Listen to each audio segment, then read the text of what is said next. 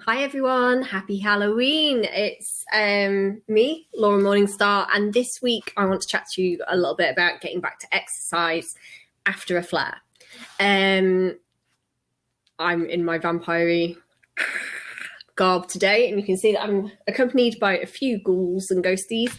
However, my actual ghouls and ghosties have just nipped to the shop because it's half term here in the UK. So getting back to exercise after a flare and exercising when you have a chronic health condition kind of sit hand in hand. We all have had periods of time where exerting ourselves too much has brought on a flare, and then it can be really hard to not get into this sort of back and forth between flare, catching up on everything that doesn't get done while you're flaring, overdoing it, flare, overdoing it, flare, and trying to find a balance of still being able to remain as active as possible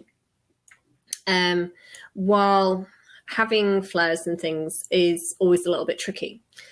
For me, when my chronic health started to when my health started to deteriorate, and it became more and more apparent that this wasn't an acute thing, that it was a chronic thing, I'd actually just trained as a personal trainer. I was at the fittest and healthiest that I had been for a long, long time. And so when my health started to affect my fitness, I became really resentful towards that.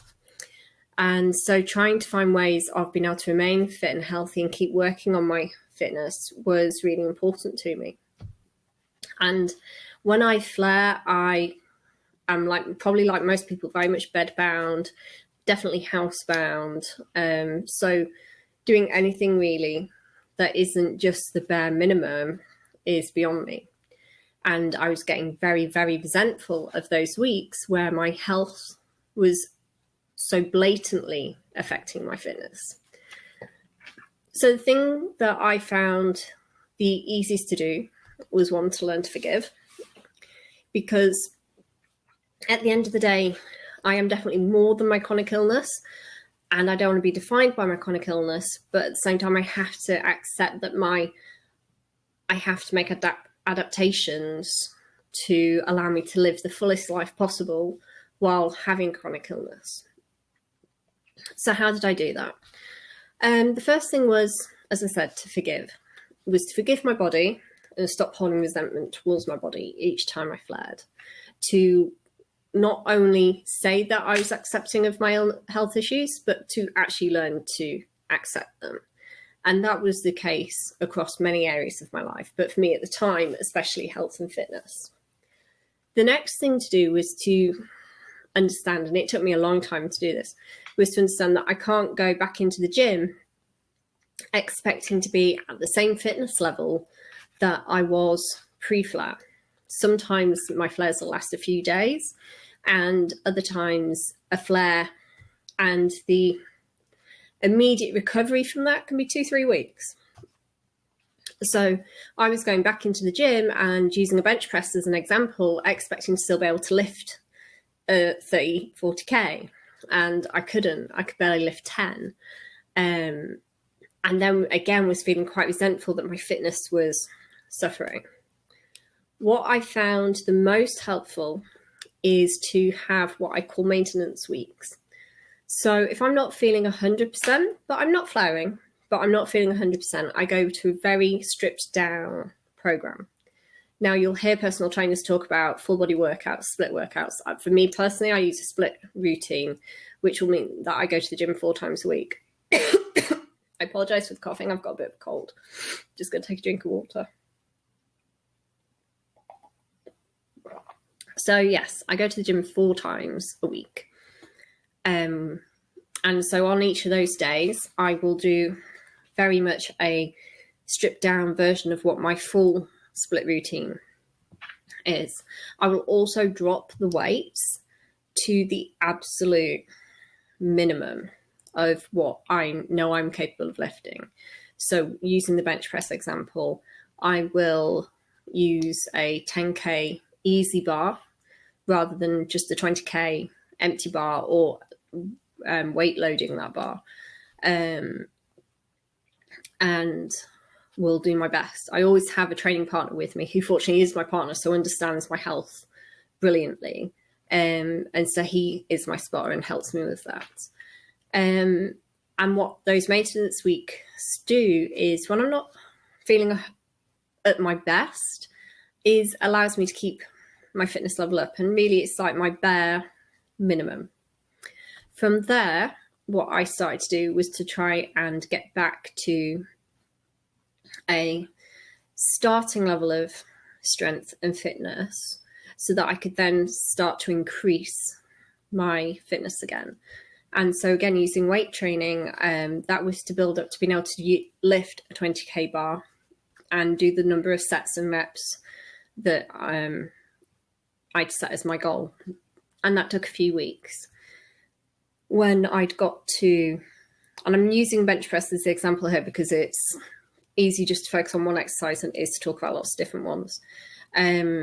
When I got there, then I actually started on my full program. So I knew that I was able to do the maintenance. I knew that I was able to start getting me to a good starting point. And so I felt ready to start on my actual program. Now, the program required an additional set, and it required something called a rest pause set. And I knew that doing that was going to fatigue me, but I didn't know how much it was going to fatigue me. So what I did was I did the additional set, but I dropped the rest pause set. I didn't do it the first week. I saw how my body coped. I knew that I would struggle with that the second week as well. So from a health perspective, it was very much a balancing act between managing my health, managing my fitness, still pushing myself fitness-wise, but also understanding that I have to listen to my body. And if I go too far, then I am going to trigger a flare. Again, with the example of the bench press and the weight training, having that maintenance mode makes it far easier when on the third week of going to the gym, and I've done 2 weeks of this new program, and the third week I'm like, okay, I'm going to add in the rest pause and I'm going to increase the weight slightly. And when I say increase the weight slightly, I'm still only using a 20k bar, but I'm going to add 1.25 kilos on each end, which makes it 22.5 kilos in total. So very, very minor, small increments of weight being added. I did that. And then I caught a cold from the children, which I'm still getting over, and realised that between the cold, and I'd done the gym on the Monday, I'd done the gym on the Tuesday, but by the Wednesday I was really starting to feel very sluggish in my body. So what I did was I went back to the maintenance program. So I still got my full week of split, but on the Thursday, Friday, I did the maintenance program. The following week, I did the maintenance program. Here I am with the half term here, still with the same cold. I don't know if anyone else finds with autoimmune diseases, when you get a cold or a chronic illness, when you get a cold, it seems to hang around for ages. And this week I'm taking the full week off, partly because it's half term and childcare is a bit of a nightmare, but also because this cold isn't going. I'm fatiguing very, very quickly each day. I've had a number of other health issues crop up in the last couple of days, which also allows me to know that my body is really struggling. A year ago, I would have seen that as a fail. A year ago, that would have demoralized me totally. It would have made me just feel that there was no point. However, I've dropped the maintenance program. But what I haven't dropped is walking. So underneath all of that weight training is walking. I don't do a lot of cardio exercise because I find that really does fatigue me.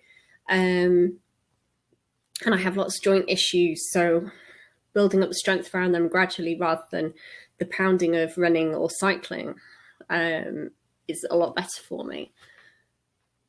So I walk. Now, again, I have 3 levels of walking. I have I'm in a flare. I would like to manage 500 steps today. I have my maintenance, which is 6,000 steps. I have I'm in a flare. I'm not quite maintenance mode, 3,000 steps.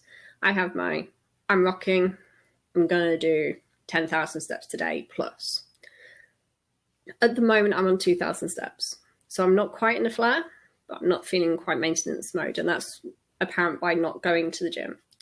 So I'm doing 2,000 steps a day. And I use I've not got it on today, but I use a Fitbit fitness tracker to help me maintain that. And that's basically the way that I use exercise to help me after flares and also in between flares. And it is finding your own way. It's knowing what your base level of fitness is before you got ill or before you started to suffer with flares. If you've never exercised, then you need to go at that more slowly. If you've got to a point where you've been bedbound for a very long time, then just walking 10 steps to the toilet is a major success. And so for you, it would be a case of adding on 2 steps. Okay, I know I can do 10, but today I want to do 12. Tomorrow I want to do 15. The next day I'm going to make a bit of a jump and do 20. When you can do 20 for 3 or 4 days, okay, now I'm going to start working towards 30 steps a day. And it is just really making those really tiny, tiny changes each and every day so that your fitness and your fatigue and your health can work together rather than the fitness here having an effect on the fatigue and the health here. Because fitness is great for our health. We all know that. It's shoved down our throats from every avenue. But when you've got chronic illness and exercise can actually make you more ill in the short term, it can be very hard to work out how to actually incorporate that into your life. So that's me today. Unfortunately, that was my mum just calling, so I've just hung up on her. I hope you're having a great Halloween. I hope you found some benefit from watching this video. I'd really love to come back and talk to you about some other things. So if there's anything you'd like to see me chat about, that'd be great. I'm going to be doing a series of blog posts on this subject as well. So if there's anything that you would like me to see me either write or talk about here on Zubia, specifically to do with fitness, health, nutrition, and chronic illness, then I would be very excited and happy to come share my knowledge on that with you.